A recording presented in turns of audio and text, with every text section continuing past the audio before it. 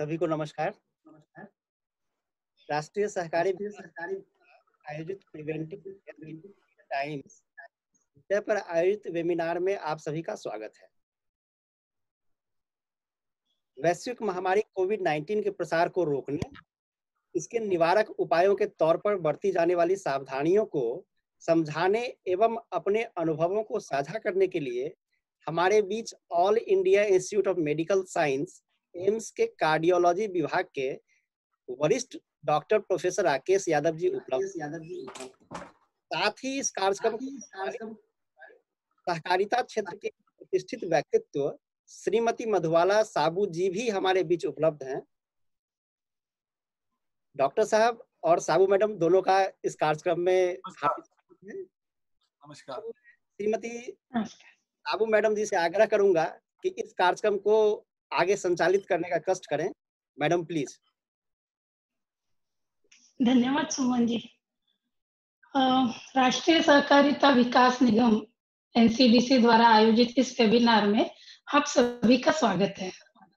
आज कोरोना संकट से पूरा विश्व जूझ रहा है। हर जगह लॉकडाउन जैसी पर्यायों का न चाहते हुए भी उपयोग करना पड़ रहा है। अभी तो हम लॉकडाउन में जी रहे हैं, लेकिन लॉकडाउन ये हमेशा के लिए नहीं रह सकता। जब तक पर्यायी दवाइयां नहीं आ जाती, हमें कोरोना के साथ ही जीने की तैयारी करनी होगी। हम सभी लोग सहकारिता क्षेत्र में कार्य कर रहे हैं और हमारा संपर्क भी व्यापक है। हमारे जैसे लोगों के समूहों में काम करने वाले लोग, संस्थाएं, इन सभी के सामने ये प्रश्न उपस्थित होता है कि पोस्ट लॉकडाउन हमारी क्या-क्या तैयारियां हो। इस समस्या से निपटने के लिए हमें क्या-क्या सावधानियां बरतनी चाहिए। मेरे और आपके मन में उठ रहे इन सारे सवालों का जवाब देने के लिए और मार्गदर्शन करने हेतु आज हमारे बीच मौजूद है डॉक्टर राकेश जी यादव। डॉक्टर राकेश जी यादव दिल्ली के जाने माने अस्पताल एम्स के वरिष्ठ कार्डियोलॉजिस्ट तथा प्राध्यापक के तौर पर कार्यरत हैं।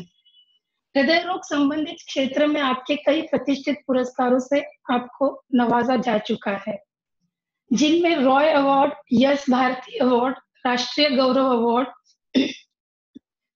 संभावना सम्मान अवार्ड, दिल्ली स्टार अवार्ड सम्मिलित हैं।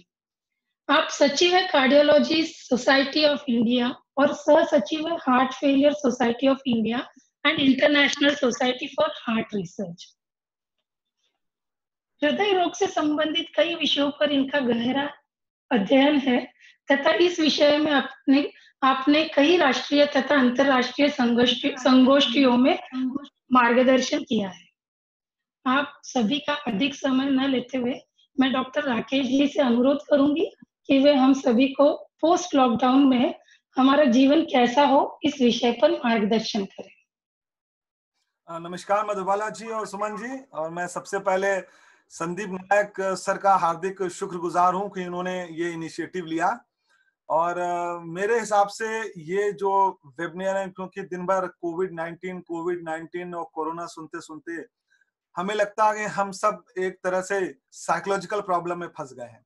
टीवी खोलिए, व्हाट्सएप ग्रुप खोलिए, कोई भी वेबिनार खोलिए तो डराया ज्यादा जाता है। बट अब हम समय आ गया है कि हम दो तत्वों को जाने। सबसे इंपॉर्टेंट तत्व है कि ये आखिर कोविड-19 इन्फेक्शन है क्या, इसकी सच्चाई को जाने। और ये सच बात है कि हमें इसके साथ जीना सीखना पड़ेगा। अब तो ये खुल के सब लोग कहने लगे हैं, सरकारें भी कहने लगी हैं कि अब हमें इसके साथ जीना सीखना पड़ेगा। तो सबसे इंपॉर्टेंट चीज क्या है? दो है कि इसके साथ जीने में क्या क्या सावधानी बरतें। मैं कोई बहुत बड़ा इकोनॉमिस्ट नहीं हूं, ये तो आपका काम है देखना कि व्यापार कैसे चले, लोग कैसे चले। बट हाँ, मैं अगले कुछ करीब 35 से 40 मिनट में आपको ये जरूर बताना चाहूंगा कि अगर हमें कोविड-19 के साथ जीना है तो हम स्वास्थ्य के रूप में कैसे जिए। ये स्वास्थ्य सिर्फ शारीरिक स्वास्थ्य नहीं है, ये स्वास्थ्य सिर्फ हमारा बीमारी के रूप में स्वास्थ्य नहीं है कि मुझे इन्फेक्शन है कि नहीं है। सबसे बड़ा जो स्वास्थ्य विषय निकट भविष्य में आएगा वो आएगा मानसिक रूप से, जिसे हम मेंटल हेल्थ प्रॉब्लम कहते हैं। क्योंकि यस, आप कोरोना से बच जाएंगे, आप अपने को स्वस्थ रख लेंगे, लेकिन जो सबसे विकट स्थिति क्रिएट होने जा रही है वो है लोगों की मानसिक असंतुलितता, खासकर बच्चों में, बुजुर्गों में, क्योंकि बहुत दिनों तक आप सोशल डिस्टेंसिंग में नहीं रह सकते। हम एक इंसान है और हम सोशल डिस्टेंसिंग कभी नहीं मेंटेन कर पाएंगे। तो आइए पहले चलते हैं कि ये कोरोना है क्या, क्यों कोरोना वायरस के बारे में इतनी चर्चा है, और इस विश्व में इस समय शायद एक ऐसा शब्द है जो विश्व का बच्चे से लेकर बुजुर्ग तक सब इसका नाम जान गए हैं। ये एक तरह का आरएनए वायरस होता है, वायरस जैसे आप जानते हैं, और वायरस को जीने के लिए एक होस्ट चाहिए। वायरस कभी भी बाहर जी नहीं सकता, उसको एक सेल चाहिए होता है जिसके अंदर जब वो प्रवेश करता है तो मल्टीप्लाई करता है और जिंदा रहता है। तो ये कोरोना 19 ये एक कोरोना वायरस है, जो एक कोरोना वायरस फैमिली है, जिसमें अभी तक 7 वायरस की फैमिली है जो ह्यूमन को इन्फेक्ट करती है। 7।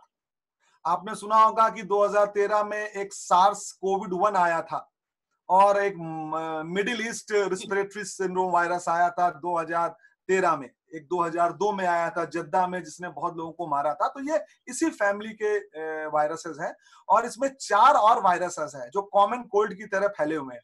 आपको कोरोना वायरस हो सकता है पास्ट में हुआ हो। तो ये 7 वैरायटी के वायरस अभी हैं जो ह्यूमन को इन्फेक्ट करते हैं। और जो नया वायरस कोरोना 19 वायरस है, हाँ, ये बहुत ज्यादा फैटल तो नहीं है, लेकिन कंटेजियस है और पूरे विश्व में फैल चुका है। तो ये बहुत ही चिंता का विषय है। ये वायरस फैलता कैसे है? ये बहुत मिथ्याएं फैल गई हैं कि मैं सेकंड फ्लोर की बालकनी से अगर किसी आदमी ने खांसी की और आप ग्राउंड फ्लोर में खड़े हैं तो आपको कोरोना फैल सकता है। तो आइए जाने कि सच्चाई क्या है, ये कैसे फैलता है। ये ड्रॉपलेट से फैलता है। ड्रॉपलेट्स का मतलब है जब आप खांसेंगे, जब आप छींकेंगे, तो आपके जो रेस्पिरेशन से जो वायु बाहर आती है उसमें एयर की छोटी छोटी ड्रॉपलेट्स बनती हैं, और उस ड्रॉपलेट्स के अंदर ये वायरस जिंदा काफी समय तक जिंदा रह पाता है। कुछ मास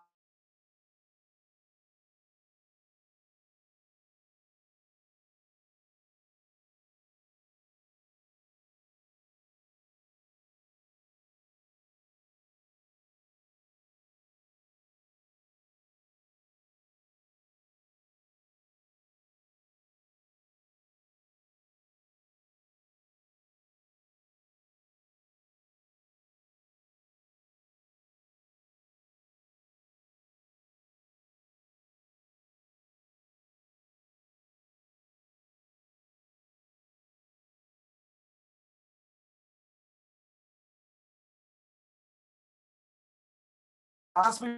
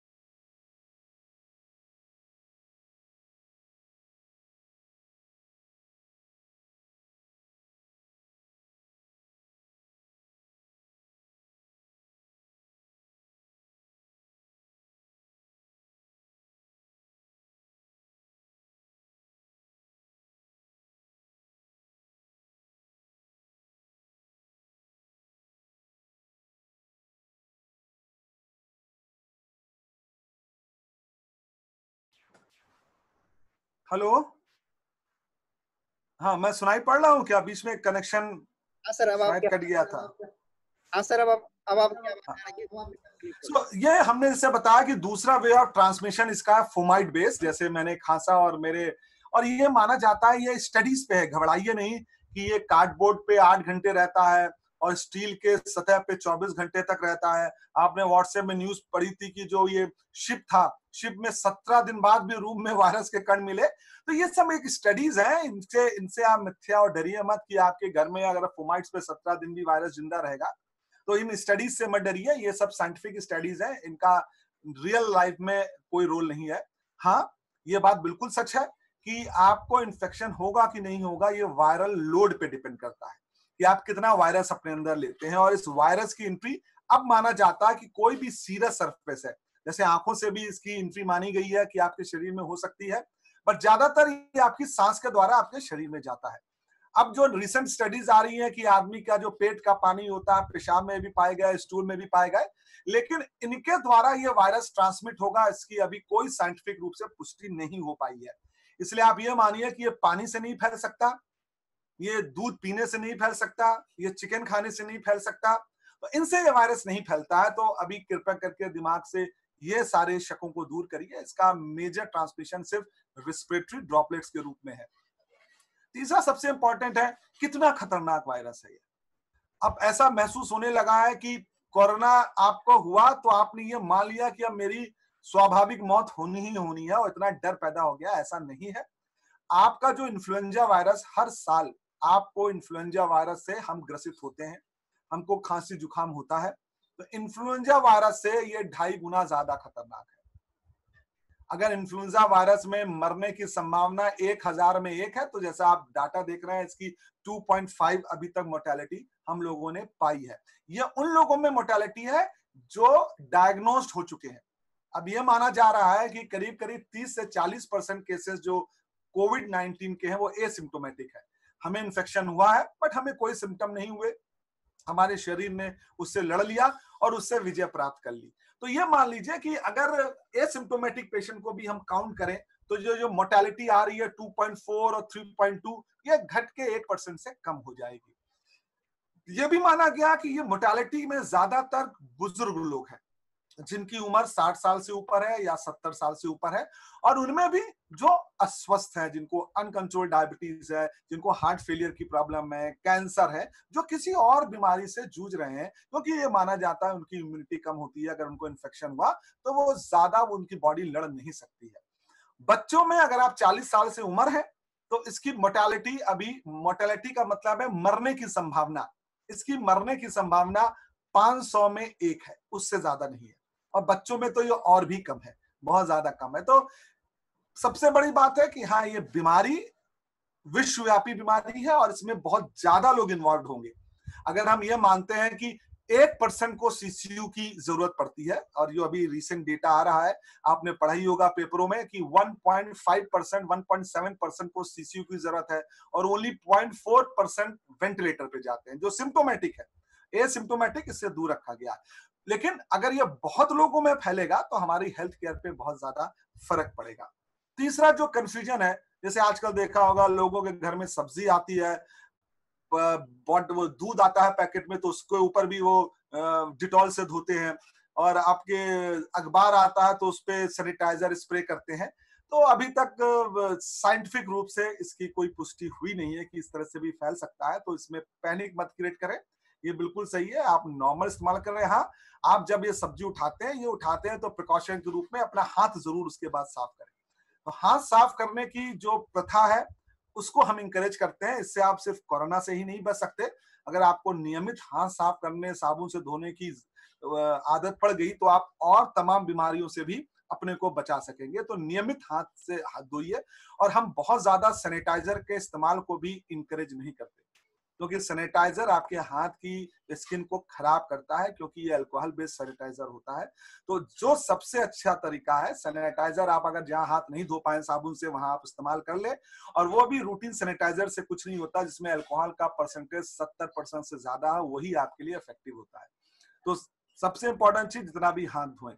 दूसरा, जो ये आजकल एक कंसेप्ट है कि आप घर से बाहर गए और बाहर से घर में घुसते ही आपने अपने सारे कपड़े धो डाले, अपने को नहाने ले गए, लोग 3-3 बार नहा रहे हैं, 3-3 बार अपने कपड़े धो रहे हैं, तो ये भी, इसे हम ऑब्सेशन कहते हैं, ये भी ऑब्सेशन ठीक नहीं है। बहुत बड़े बार हमने देखा कि घरों में रहते हुए भी लोग हर आधे घंटे में हाथ धो रहे हैं, घरों में रहते हुए भी वो N95 मास्क पहने हुए हैं। तो अगर आपके घर में कोई कोरोना का पेशेंट नहीं है तो आपको घर में मास्क पहनने की जरूरत नहीं है। आप घर में अगर कोई पेशेंट आया है, कोई सस्पेक्ट है, कोई हाई रिस्क पेशेंट है तो एक अलग बात है, पर रूटीन अगर आप घर में है तो हर 20 मिनट में हाथ धोने की, मास्क पहनने की ऐसी कोई जरूरत नहीं है। अगर आप हॉस्पिटल वर्कर नहीं है, आप नॉर्मल हैं जैसे, तो आपको भी लौट के आके तुरंत नहाने की जरूरत नहीं है। हाँ, आप अच्छी तरह हाथ धो लीजिए।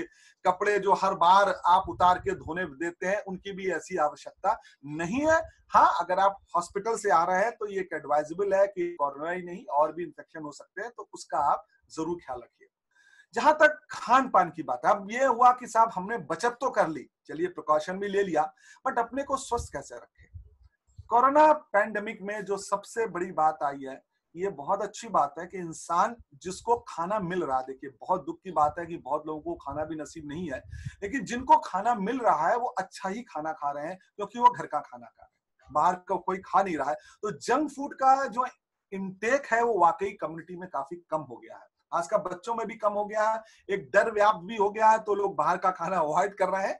तो घर का जो भी संतुलित आहार है, हम कभी ये नहीं कहते फैट मत खाइए, आप घर में जो भी स्वाद के रूप में खा सकते हैं वो खा सकते हैं। हाँ, मल्टीपल चीज खाइए, जैसा कि एक स्वस्थ खाने के बारे में कहा जाता है कि सब चीज खाइए, थोड़ा थोड़ा खाइए, सब चीज खाइए, फ्रूट्स भी खाइए, दालें भी खाइए, चावल भी खाइए, सब्जियां भी खाइए, और भी जो चीज खा सकते हैं। मैं कभी नहीं कहता, कभी आपका अगर मैगी खाने का मन है तो बहुत बड़ा क्राइम है, बिल्कुल खाइए, लेकिन आप उसमें आप सलाद वो डाल सकते हैं, सब्जियां डाल सकते हैं। तो सबसे इंपॉर्टेंट चीज है कि अपने खान पान का जो संतुलित आहार है। अब बहुत बार क्वेश्चन आता है कि इम्यूनिटी बूस्टर्स खाना क्या होते हैं।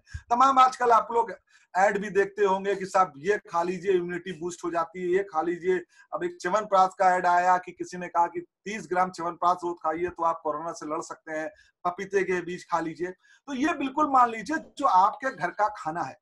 हमारे बारे में क्यों कहते हैं कि हमारे गरम मसाले बहुत अच्छे होते हैं, क्योंकि गरम मसाले जो होते हैं वो बहुत रिच सोर्स ऑफ एंटीऑक्सीडेंट होते हैं। लोग कहते हैं मिर्ची खाइए, मुलैठी खाइए, अजवाइन खाइए, हल्दी खाइए, तो मैं इसको डिस्करेज नहीं करता हूं, क्योंकि ये ट्रेडिशनल हमारे मसाले हैं और ये माना जाता है कि इनमें एंटीसेप्टिक रोल है, इनमें एंटीऑक्सीडेंट रोल है। तो अगर आप हाई फूड ऑफ एंटीऑक्सीडेंट लेते हैं तो ये बात बिल्कुल सच है कि ये आपको इम्यूनिटी में बढ़ाता है और बीमारी से लड़ने की आप में वो देता है। बट ये एक ऑब्सेशन डालना कि हम पपीते का ही बीज खाएंगे, आजकल बड़ा व्हाट्सएप में हम तो दिन भर देखते रहते हैं, किसी ने कुछ दे दिया कि 1 चम्मच अजवाइन, 2 चम्मच मुलैठी घोंट के पीजिए। तो कृपया इन भ्रांतियों में मत जाइए। आपके घर में जो भी आप मसाले का इस्तेमाल करते हैं वो सारे हमारे जो ट्रेडिशनल हिंदू मसाले हैं, वो बहुत रिच सोर्स ऑफ एंटीऑक्सीडेंट होते हैं। हल्दी, यस, अगर आप हल्दी का इस्तेमाल ज्यादा करते हैं अच्छी बात है, आप अदरक का इस्तेमाल ज्यादा करते हैं अच्छी बात है, आप संतुलित रूप में तुलसी लेते हैं, काली मिर्च लेते हैं, इनमें कोई हार्म नहीं है लेने में, बट इससे ऑब्सेस्ड मत हो जाइए कि आप दिन भर में सिर्फ अदरक और उसकी चाय पी रहे हैं। हमने बहुत ऐसे लोगों का जब फोन हम पे आता है कि डॉक्टर साहब ये तो आ रहा है कि इससे तो अगर मैं खाऊंगा तो मुझे कोरोना नहीं होगा। हमने कहा देखिए, कोरोना होगा कि नहीं होगा ये सिर्फ 2 चीजों में डिपेंड करता है, आपके शरीर की इम्यूनिटी और दूसरा आपकी तकदीर। इसमें और कोई तीसरे चीज का रोल नहीं है कि आप कहें हम ये खाने, लेकिन हाँ, संतुलित आहार खाइए, वो चीज जरूर खाइए जो आपके शरीर को स्वस्थ रखे। और सबसे इंपॉर्टेंट चीज, अगर आप डायबिटिक हैं तो आप अपनी डायबिटीज को स्ट्रांगली कंट्रोल करिए।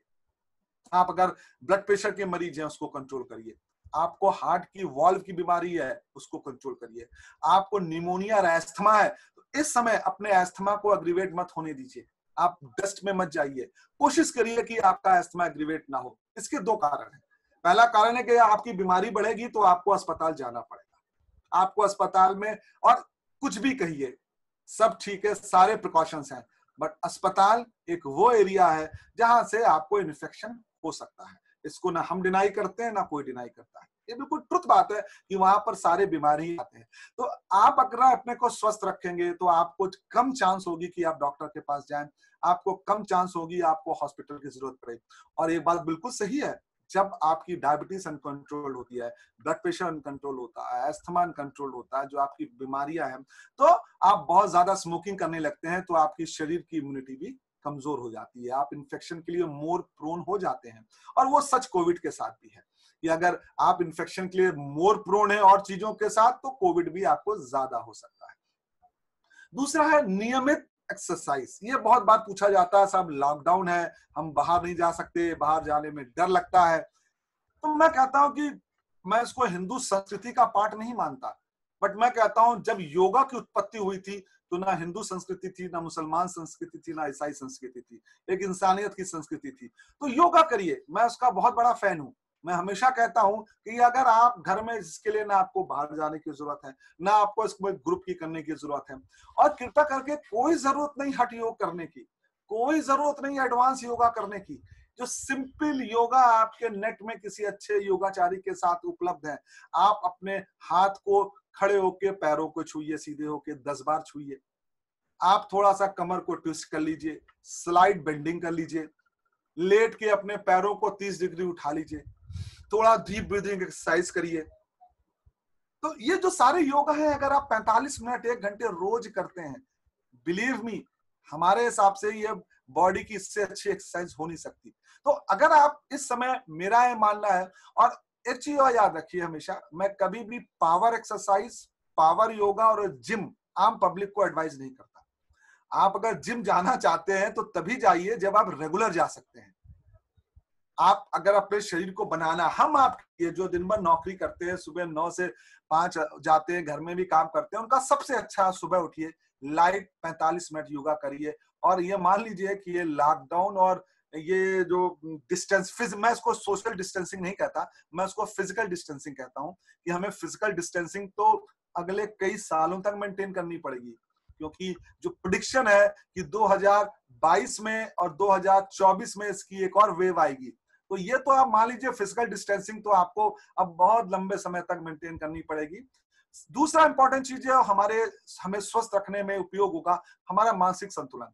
ये बहुत अब स्टडीज आ रही हैं कि प्रोलॉन्ग लॉकडाउन, प्रोलॉन्ग घर में रहना, दिन भर उस सोशल मीडिया को देखना जो आपको डरा रहा है कि आज उसकी डेथ हो गई। हमारे यहाँ दिन भर डॉक्टरों को डराया जाता है कि आज वो एचओडी मर गया, वो डॉक्टर की डेथ हो गई कोविड से। तो ये जो साइकोलॉजिकल फियर जनरेट हो रहा है, वो आपकी दिमाग में कहीं ना कहीं आपको ऑब्सेस्ड करता है। ऑब्सेस्ड का मतलब है आपके दिमाग में कुछ ऐसी चीजें आ जाएंगी जो आपको बार बार कराएंगी, आपको नींद नहीं आएगी, आपको एक निगेटिव एटीट्यूड डेवलप होगा। तो ये मानिए कि भाई कोविड जैसे हमारे यहाँ ट्यूबरक्लोसिस फैला हुआ है, पहले एड्स फैला हुआ था, H1N1 फैला हुआ है, इन्फ्लुएंजा फैला हुआ, आप कितने वायरस को गिनाएंगे, कितने बैक्टीरिया को गिनाएंगे जो हमारे चारों तरफ फैले हुए हैं, फिर भी हम स्वस्थ हैं, फिर भी हम 80 साल तक जीते हैं, सबसे बात करते हैं, हंसते खेलते अपना काम करते हैं। तो कोविड को वही मानिए, हाँ थोड़ा ये कंटेजियस ज्यादा है। कंटेजियस का मतलब होता है कि मुझसे आपको होने की संभावना कितनी होगी। अगर आप मेरे साथ बैठ के चाय पी लेंगे और मुझे कोविड है तो आपको होने की संभावना कितने % है? 3% है। इसका जो R0 जिसे हम कहते हैं स्प्रेड होने की क्षमता है, वो 3.5 to 4 है। मतलब है एक आदमी सिर्फ मैक्सिमम 4 आदमी को इन्फेक्ट कर सकता है। और ये अमेरिका में स्टडी भी आई है कि अमेरिका में जो लोग होम क्वारंटाइन थे कोविड के कारण, उनके रिश्तेदारों को तो नहीं हुआ जो उनकी केयर करते थे, 100 में सिर्फ 4 को हुआ, 96 को नहीं हुआ।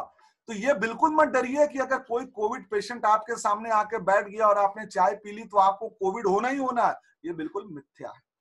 तो सबसे इंपॉर्टेंट चीज मास्क के बारे में जो मैंने पहले जिक्र नहीं किया, मैंने पहले इसलिए जिक्र किया कि मास्क के बारे में बहुत भ्रांतियां हैं कि मास्क का रोल क्या है। ये मानिए आम पब्लिक के लिए मास्क का रोल है कि मुझे कोविड हुआ तो मैं नहीं फैलाऊंगा।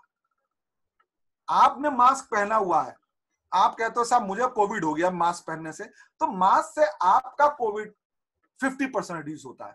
बट जो सबसे बड़ी बात है, आप नहीं फैलाते, क्योंकि अगर आपके मुंह में मास्क है और आप खांसी करेंगे तो जो आपके ड्रॉपलेट्स हैं वो वहीं पर रुक जाएंगे, वो बाहर नहीं फैलेंगे।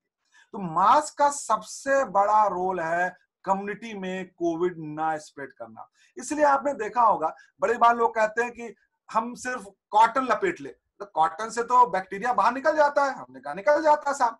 तो फिर क्यों आप लोग एडवाइस करते हैं? हमने कहा नहीं, कॉटन से बैक्टीरिया निकल सकता है, बट जो आपके ड्रॉपलेट्स होते हैं ना खांसने में, वो नहीं निकल सकते, वो बड़े होते हैं। तो अगर ड्रॉपलेट्स बाहर नहीं निकले तो बैक्टीरिया तो एटमॉस्फेयर पे 25 डिग्री में 4 सेकंड में मर जाएगा। तो आप कम से कम इसको फैलाएंगे नहीं। तो इसलिए सबको मास्क इसलिए इंकरेज है, जब आप पब्लिक प्लेस में हो तो आप प्रॉपर मास्क लगाएं। मैं नहीं कहता N95 लगाइए, N95 मास्क सिर्फ हेल्थ केयर वर्कर के लिए बना है। N95 मास्क आम के लिए नहीं है। N95 मास्क जो अच्छी तरह से फिट होता है उसको पहन के कभी वॉक करने मत जाइए, कभी एक्सरसाइज मत करिए, क्योंकि जो अच्छा सील्ड N95 मास्क होता है वो आपके अंदर कार्बन डाइऑक्साइड की मात्रा बहुत बढ़ा देता है, क्योंकि वो सील्ड होता है ना, वो आपके अंदर ऑक्सीजन कम करता है। तो ये आपने बहुत बार, मैं जॉगिंग में देखता हूं कि लोग N95 भाई N95 बड़ा 10,000 का मास्क लेके आए हैं और वो मास्क लगा के वो दौड़ रहे हैं। नहीं, वो सिर्फ हेल्थ केयर वर्कर्स के लिए है। आपको नॉर्मल ट्रिपल लेयर मास्क अगर आप लगा सकते हैं तो बहुत है, और आप अपने को कवर करिए जिससे आप ड्रॉपलेट्स ना फैलाएं। तो ये सबसे जरूरत है कि मास्क का रोल क्या है। हाँ, पैनिक भी मत होइए कि सोते समय भी लोग मास्क लगा रहे हैं। भाई कुछ तो लोग पूछते हैं साहब सोते समय भी मास्क लगा रहे हैं, घर में भी लगा रहे हैं, इसकी जरूरत नहीं है, बिल्कुल नहीं है। आप अकेले बैठे हुए हैं तो आपको मास्क लगाने की जरूरत नहीं है। तीसरा जो सबसे बड़ा इसके बारे में कहा जाता है साहब, इसका इलाज, बड़ी भ्रांतियां फैली हुई हैं। ये बात सही है कि बहुत जितने भी वायरल इन्फेक्शन है उनका कोई परमानेंट इलाज नहीं है। जो एंटीवायरल है ये बीमारी का ड्यूरेशन कम करती हैं, बट जैसे बैक्टीरियल इन्फेक्शन होता है ना, आपको फोड़ा हुआ, आपने एंटीबायोटिक लिया, बिल्कुल ठीक हो गया, गारंटी है 90% को ठीक हो जाएगा। बट वायरल लोड में जितनी भी एंटीवायरल है ये आपके बॉडी में वायरस की मात्रा कम करती है, खत्म नहीं करती। खत्म तो आपका शरीर ही करेगा। तो इस बीमारी के साथ अभी बहुत ट्रायल हो रहा है, बहुत थेरेपी है, लेकिन अभी कोई भी थेरेपी बिल्कुल कारगर नहीं है। जहां तक इसकी वैक्सीन की बात है, कोई भी आरएनए वायरस की वैक्सीन आज तक बहुत ज्यादा सक्सेसफुल नहीं हुई है। इसकी भी इम्यूनिटी कुछ दिन रहती है। जब ये बहुत बार अपना जेनेटिक मेकअप बदलता है तो वैक्सीन भी इनइफेक्टिव हो जाती है। तो आप ये मान के चलिए कि ऐसी कोई विधा नहीं आ सकती जो इस वायरस को जड़ से खत्म कर दे। इस वायरस के साथ जीना पड़ेगा, हमारे में इम्यूनिटी लानी पड़ेगी, और धीरे धीरे करके जैसे माना जाता है जैसे और वायरस चल रहे हैं वैसे चल रहे हैं। इबोला वायरस, जैसे आपने नाम सुना था कि इबोला वायरस हो गया साउथ अफ्रीका में। इबोला वायरस तो इस वायरस से करीब करीब 10 गुना ज्यादा खतरनाक है। उसकी मोर्टेलिटी रेट नियरली 50% है, बट देखिए वो भी कंटेन हो गया, वो भी बहुत रोक लिया। तो ऐसा नहीं है कि ये जाएगा नहीं, बट हाँ ये बिल्कुल सच है कि ये मान के चलिए कि आप अपने प्रिकॉशन से अपने बचा के रहेंगे। और सबसे इंपॉर्टेंट चीज है कि इसके साथ हमको जीना सीखना पड़ेगा। जहां तक हेल्थ केयर की बात है, बहुत चेंजेस आ रहे हैं हेल्थ केयर में। अननेसेसरी डॉक्टर विजिट लोग अवॉइड करेंगे, ज्यादा टेली कंसल्टेशन पे एम्फेसिस होगी, ज्यादा लोग जैसे हमारे यहाँ कहते हैं ना साहब यहाँ तुरंत डॉक्टर के पास भागिए, तो ये सब डेफिनेटली कम होगा, इसमें कोई डाउट नहीं है। अस्पतालों को भी अपने को रीराइट करना पड़ेगा, इनकी अपनी नई एसओपी बनानी पड़ेगी। और हमारे हेल्थ में ही नहीं, आप व्यापार के अन्य क्षेत्रों में भी बहुत चेंजेस आएंगे, ट्रांसपोर्टेशन के चेंजेस भी आएंगे इस क्षेत्रों में। तो हम सबको मिलके एक बैठ के ये सोचना है कि इस वायरस के साथ कैसे जीना सीखे। तो अगर हमने इसलिए बहुत ज्यादा समय नहीं लिया कि हमने कहा क्वेश्चन आंसर ज्यादा इंपॉर्टेंट होंगे, जिससे पब्लिक की जो जितनी भी भ्रांतियां फैली हैं या वो जानना चाहते हैं वो, तो मैंने कहा कि मैं 20-25 मिनट बोलूंगा इसके बारे में, और ज्यादातर मैं क्वेश्चन आंसर देने में समझूंगा। तो मधुबाला जी। थैंक यू सर, आपने काफी हमारा ज्ञान बढ़ाया है कोविड रिलेटेड। वैसे तो हम रोज आए दिन ये चीजें सुन ही रहे हैं, लेकिन कुछ क्वेश्चंस फिर भी मैं चाहूंगी कि मैं आपसे पूछूं ताकि सभी का जो सही में आपने कहा भ्रांतियां वो सब निकल जाए। ज्यादातर ऐसा देखा गया है कि नियर अबाउट 20 to 30% पेशेंट्स जो हॉस्पिटलाइज होते हैं कोरोना की वजह से, वो पेशेंट्स मतलब हार्ट रिलेटेड जिनको ज्यादातर प्रॉब्लम है वो पाए जाते हैं। तो ऐसा क्यों है, और उन्होंने मतलब उसके लिए क्या करना चाहिए ताकि वो इस सब चीजों से बच पाए? पहला तो चीज ये मानिए कि जैसे मैं आपको एक स्टैटिस्टिक देता हूं, अगर 100 लोगों को कोरोना होता है तो उसमें 30 लोग एसिम्टोमेटिक होते हैं, उनको कोई बीमारी नहीं होती, उनको कोई सिम्टम्स नहीं होते, आप उनको पहचान ही नहीं सकते कि इनको कोरोना है, वो घूम टहल रहे होते हैं। जो 70 मरीज होते हैं जिनको सिम्टम्स होते हैं, और सिम्टम्स में सबसे कॉमन सिम्टम्स फीवर भी आप माने इन जनरल 50% लोगों में ही होता है, 50 में फीवर भी नहीं होता है। तो ये जो कहा जाता है कि थर्मल स्क्रीनिंग से आप स्क्रीन कर लेंगे, ये बहुत बड़ी मिथ्या है। थर्मल स्क्रीनिंग से आप उतने ही मरीजों को स्क्रीन कर पाएंगे जिनको उस समय फीवर है, बस जिनको फीवर नहीं है वो तो निकल जाएंगे। 70 से 80% लोगों में खांसी होती है, जुकाम होता है। तो इन 70 पेशेंट में ये आप मान लीजिए कि करीब करीब 60 ऐसे मरीज होंगे जिनको माइल्ड वायरल फीवर के सिम्टम्स होते हैं। और हमारे ख्याल से हम जितने भी दर्शक होंगे इसमें शायद ही कोई ऐसा दर्शक होगा जिसको हर साल खांसी जुकाम ना होता। हम सबको साल में या हर 2 साल में एक बार खांसी जुकाम जरूर होता है। तो आप समझिए जो 70 में से 60 लोगों में ऐसे ही खांसी जुकाम होगा और खत्म हो जाएगा। अब उस 100 में 10 लोग बचे, 10 लोग में क्या होगा, 5 को फीवर ज्यादा होगा जिनको मेडिकल अटेंशन की जरूरत होगी, थोड़ी सांस फूलेगी, खांसी ज्यादा होगा, तो वो अस्पताल में भर्ती किए जाएंगे। सिर्फ 10 लोग, 10 या आप बहुत मान लीजिए 15, क्योंकि अभी ये माना गया था कि सभी को भर्ती करना है इसलिए होते थे। अब उस 15 में से आप मान लीजिए 5 को आईसीयू केयर की जरूरत होगी, और उस 5 में 2 मरीज होंगे या 1 मरीज होगा जिसको वेंटिलेटर की जरूरत पड़ेगी। तो इसका इंसिडेंस बहुत कम है।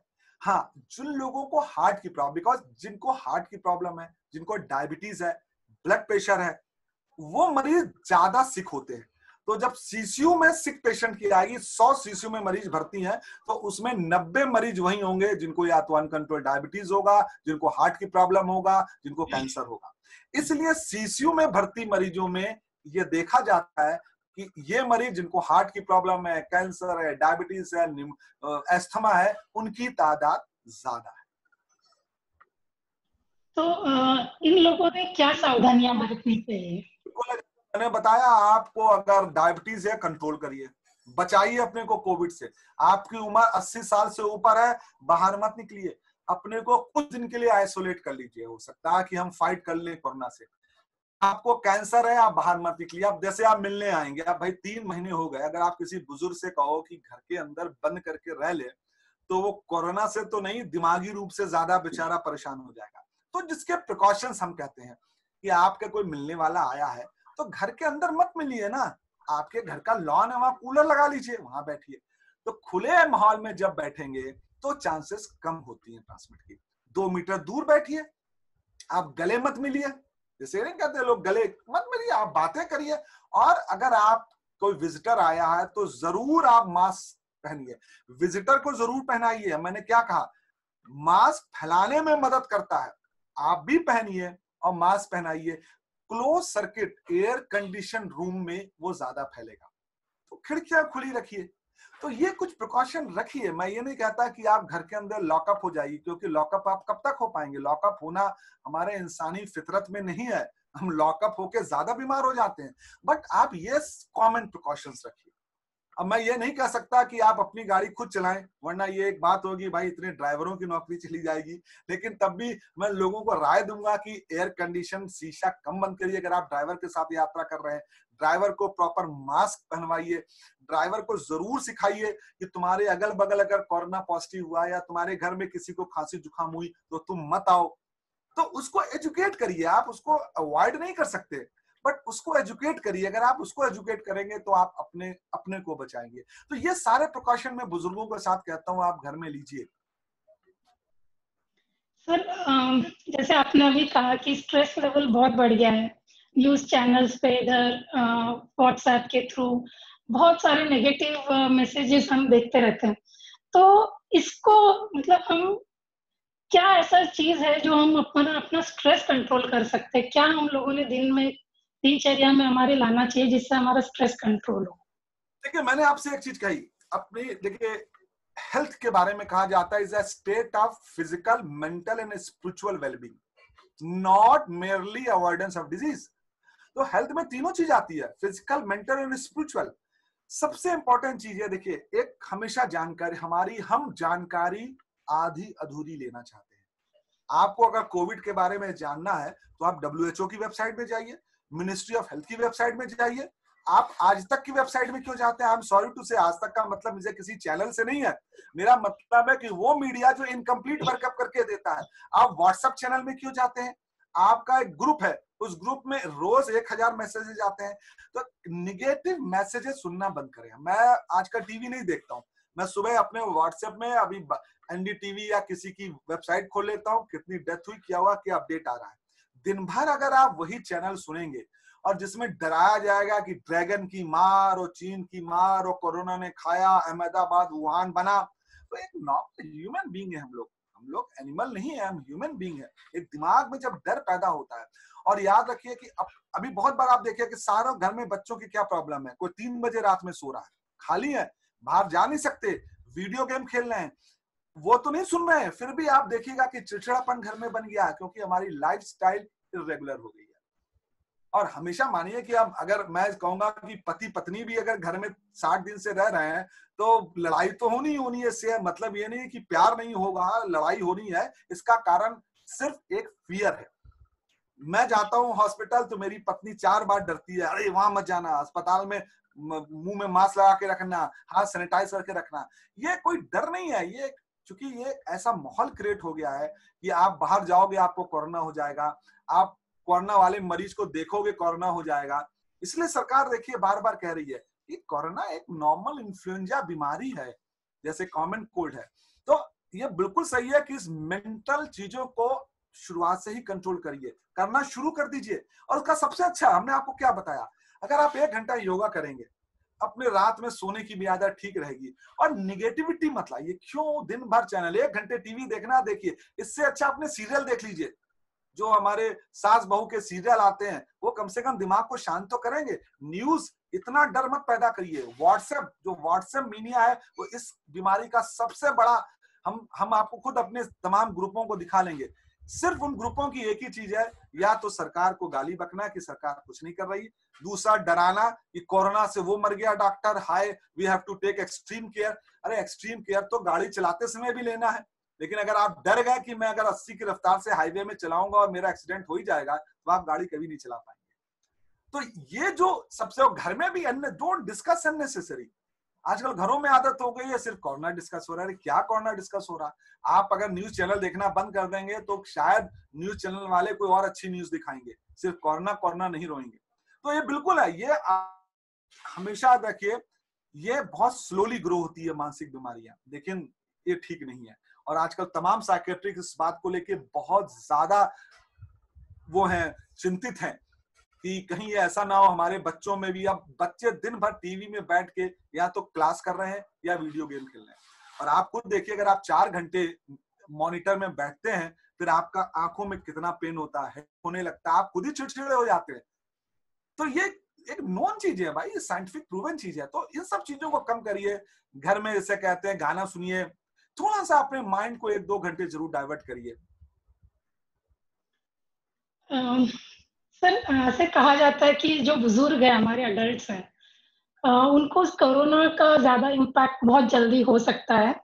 तो इन लोगों ने घर में रह के ही अपनी दिनचर्या या अपने रोजमर्रा की जिंदगी में वो अपने लाइफ में क्या चेंजेस लाए ताकि वो they keep away from corona also, और घर में बैठे उनको बोरियत भी।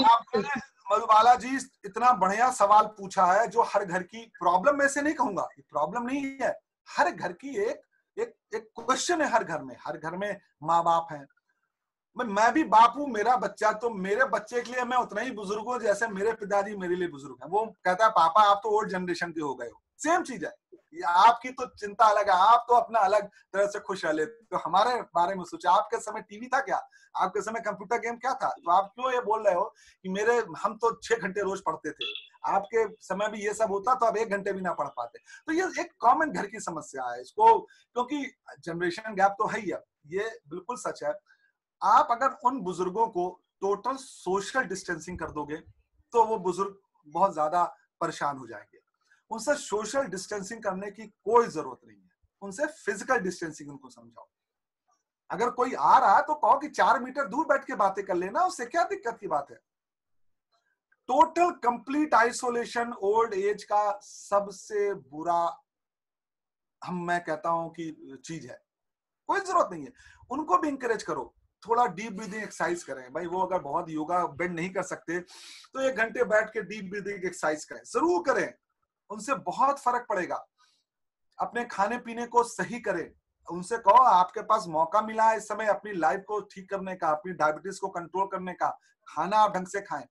इंटरेक्शन, अब ये बहुत मुश्किल काम है कि बुजुर्गों का जूनियरों से इंटरेक्शन कैसे कराया जाए, ये एक बहुत डिबेटेबल काम है।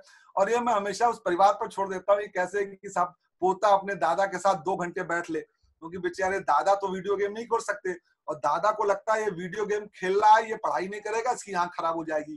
तो इस विचार को आई थिंक कोई भी परिवार मिला नहीं पाया है, और ये यथार्थ है, ये हमें झेलना पड़ेगा। लेकिन हाँ, इंटरेक्शन जरूर बढ़ाएं, आप उनको टोटल आइसोलेट ना करें। अब प्रॉब्लम यह है कि एक लॉकडाउन के समय ये बिल्कुल निर्देश है कि 65 साल 60 साल से ऊपर वाले घर के बाहर टहलने भी ना जाए। देखिए ये कानून है, तो मैं कानून का पूरा पालन करता हूं और मैं एडवाइस भी करता हूं। अगर सरकार ने कोई कानून बनाया है तो देश के लिए बनाया है, इसलिए कृपया करके आप घर के बाहर ना जाएं। देखिए सरकार का बहुत क्लियर, तो मैं ये नहीं एडवाइस कर सकता कि आप सुबह वॉक करें, ये बिल्कुल अगर सरकार ने कानून बनाया तो हमें मानना है। लेकिन हाँ, इसलिए मैं कहता हूं कि डीप ब्रीदिंग एक्सरसाइज, जिसे आप प्राणायाम कह दीजिए, कोई आम कह दीजिए, भस्त्रिका से कह दीजिए, आप उसको डिफाइन कुछ भी करिए। 1 घंटे अगर आप घर में सबको इंकरेज करें, जो बुजुर्ग है तो आप कोई बात नहीं, योगा का म्यूजिक लगा लीजिए, आजकल बहुत योगा म्यूजिक अवेलेबल है, और चुपचाप डीप ब्रीदिंग अगर एक्सरसाइज करें, खान पान कर रहे हैं।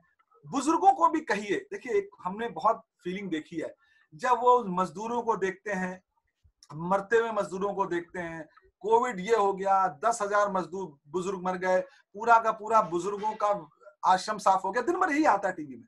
उन्हें भी कहिए कि आप भी सास बहू के सीरियल देख लीजिए, वो ज्यादा अच्छे हैं। तो ये मैं हर घर को एडवाइस कर रहा हूँ कि जो 24 घंटे न्यूज, क्योंकि बुजुर्ग घर में बैठ के करेगा क्या, वो न्यूज ही देखता है। तो सबको समझाओ, मैं सबको समझाता हूँ कि ये बहुत ज्यादा, ये न्यूज देखने से आपके अंदर बहुत निगेटिव फीलिंग डेवलप होती है, जो आपके लिए बहुत ज्यादा सही नहीं है। सर हमारे देश में एक और बहुत बड़ी समस्या है थूकने की। टोबैको चूइंग ये हमारे रेगुलरली हमारे यहाँ के लोग करते हैं, चू करके थूकना ये कॉमन प्रॉब्लम है हमारे देश का।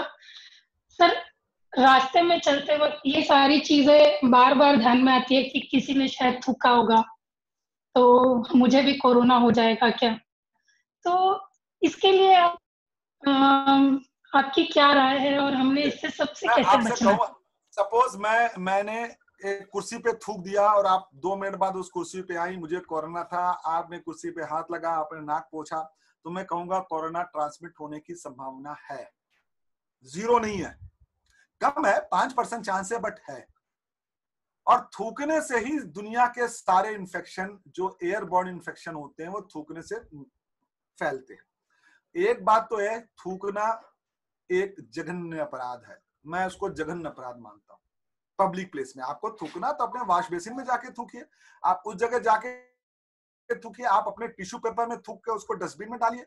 आम पब्लिक में अनप्रोटेक्टेड थूकना एक जघन्य अपराध है और इसको हमें डिस्करेज करना है। देखिए लॉ से आप नहीं बंद कर पाएंगे, आप डंडे से नहीं कर पाएंगे, ये आपको एक नेशनैलिटी डेवलप करनी पड़ेगी अंदर, हमें खुद को सोचना पड़ेगा। आप बड़े नेशन में जाइए, आप सिंगापुर जाइए, आपको कहीं कोई थूक सकता ही नहीं है, वहां लॉ बहुत स्ट्रांग है, फिर भी लोग कॉन्शियसली नहीं थूकते। जापान में कोई नहीं थूकता, हमारे यहाँ हमने बिल्कुल सा ये टोबैको खाया, और जहां हमारे आप हॉस्पिटल के सीढ़ियों के सारे कॉर्नर देख लीजिए, बाद में मूर्तियां लगाई गई, फिर भी लोगों को शर्म नहीं आती, फिर भी थूक देते हैं। आप वॉश बेसिन चले जाइए किसी पब्लिक प्लेस की, उसमें सिर्फ उसे थूक के ही निशान होते हैं। तो ये पब्लिक अवेयरनेस होनी चाहिए कि भाई अपने लिए नहीं, इस देश के लिए मत थूको। और आप बिल्कुल सही कह रही हैं, ये बच्चों में इनकलकेट करिए कि बेटा बाहर नहीं थूकना चाहिए। तो ये आपने बिल्कुल सही सवाल पूछा, इसको हमें एक सोशल के रूप में, सोसाइटी के रूप में डिस्करेज करना है। अगर हम ये कहें कि सरकार, भाई आपको कौन पकड़ लेगा, आप बाइक से जा रहे हैं, थूक दिया आपने, आपको कौन पुलिस वाला बेचारा पकड़ लेगा, और आप पकड़ेगा तो आप 10 कहेंगे सर हमने तो थूका ही नहीं था, प्रूफ दीजिए कैसे थूका था। तो ये हमें इनकलकेट करनी पड़ेगी। और आई थिंक ये आपका बहुत अच्छा सवाल है, मैं तो ये कहूंगा कि आप ये जो भी ये सजेशंस हैं, ये आपके एनसीडीसी के जो स्लोगन्स लगे होते हैं वहां पर लगा होना चाहिए कि आप अपने लिए नहीं, देश के लिए ना थूकिए। बस, बहुत सही सवाल आपने पूछा, बिल्कुल इसको डिस्करेज करिए। सर एक लास्ट सवाल मैं आपसे पूछूंगी, क्योंकि आज हमारे सारे व्यूअर्स है वो कोऑपरेटिव सेक्टर से हैं, और कोऑपरेटिव सेक्टर में अगर हम देखे जाए तो सबसे ज्यादा हम लोग हर चीज में कोऑपरेटिव रहने की वजह से आदमी से ज्यादा संबंध आता है institutes, B it fishery, B it market, B it farmer, cooperative, यानी जो भी कोऑपरेटिव है उसमें ज्यादातर लोगों का एक दूसरे के साथ में उनका मिलाप या उनका आपस में इंटरेक्शन बहुत ज्यादा प्रमाण में और बहुत नजदीक से होता है। कोई मार्केट जैसे फिशरीज में अगर हम मार्केट में जाए तो उनका सोशल डिस्टेंसिंग बहुत डिफिकल्ट है, मतलब बीइंग इन कोऑपरेटिव मैं ये आपसे खासकर पूछना चाह रही हूँ। तो इससे हम कैसे डील करें, क्योंकि सोशल डिस्टेंसिंग या फिजिकल डिस्टेंसिंग बहुत बड़ी, हाँ बहुत मुश्किल है। देखिए, मैं बहुत बड़ा कोई रिसर्चर नहीं हूं, बट हाँ पढ़ता रहता हूं और अपनी एक थिंकिंग रखता हूं। मैंने जो अपनी रिसर्च की है, हमारे यहाँ किसी भी जगह जो भीड़ होती है, जो फिजिकल नॉन डिस्टेंसिंग होती है, उसमें 60% हमारी आदत है। 60% हमारी आदत है, मेरा ये मानना है। हो सकता है ये 75% हो। हम फालतू में जाके बैठते हैं। आप अगर देखेंगे, हमारा काम अगर होगा 5 मिनट का, हम 20 मिनट बैठेंगे वहां पर। हमको इस चीज से अब कैसे किया जाए, बट आप देखेंगे किसी भी ऐसी जगह पे हम 50-60 से 70% अननेसेसरी क्लोज होते हैं। हम हो सकता है फोन से बात कर लें, बट हाँ अभी आदत है यार, जब तक जाके हो कैसे हो, हाथ मिलाएंगे, चाय मिलाओ। तो हमें कुछ दिन के लिए, मैं ये नहीं, मैं ये बिल्कुल कहूंगा हमें सोशल लोग हैं, बट कुछ दिन के लिए ये सब चीज अवॉइड करिए। आप बिल्कुल सही कह रही हैं, आप मंडी में चले जाइए, अगर मुझसे कोई भी भगवान भी उतर आए और ये कहे कि इस मंडी में तुम सोशल डिस्टेंसिंग करके दिखा दो, तो हमारे पास से किसी के पास कोई जवाब नहीं है। आप पुलिस वाले को बेचारे को हड़काते हैं कि सोशल डिस्टेंसिंग नहीं हुई, उससे पूछो जहां 2000 आदमी है, छोटी सी जगह है, सामान खरीद रहा, पैसे दे रहा, ले रहा है, गर्मी इतनी ज्यादा है, वो किसको डंडे मार दे। बट ये कल्चर डेवलप करना पड़ेगा इसका। आप बिल्कुल बिल्कुल 100% सही हैं, बट हमारे यहाँ कुछ ऐसा करो, आप डंडे मार के इस चीज को कभी ठीक नहीं कर पाएंगे। हमें खुद करना पड़ेगा यार। काम अगर मेरा 5 मिनट का है, तो हम उस दुकान में आधे घंटे क्यों बैठे हैं। आप खुद हमें सामान खरीदने जाना होता है किसी मॉल की दुकान में, तो हम 3 घंटे घूमते हैं और 1 मिनट का सामान खरीद के लाते हैं। तो कुछ दिन के लिए, मैं ये नहीं कहूंगा कि आप परमानेंटली इसको बंद करें, बट कुछ दिन के लिए कृपया करके जो अननेसेसरी विजिट है, अननेसेसरी गैदरिंग है, इसको हमको रोकना ही पड़ेगा। और ये बात, जैसे आप तमिलनाडु में जो सब्जी मंडी थी, वो सबसे बड़ा हॉट सेंटर बना और उन्होंने 2 दिन के लिए बंद कर दिया। अब आप अगर मान लीजिए दिल्ली में आजाद मंडी 1 हफ्ते के लिए बंद हो जाए, तो दिल्ली वाले खाएंगे क्या? तो वो भी नहीं कर सकते।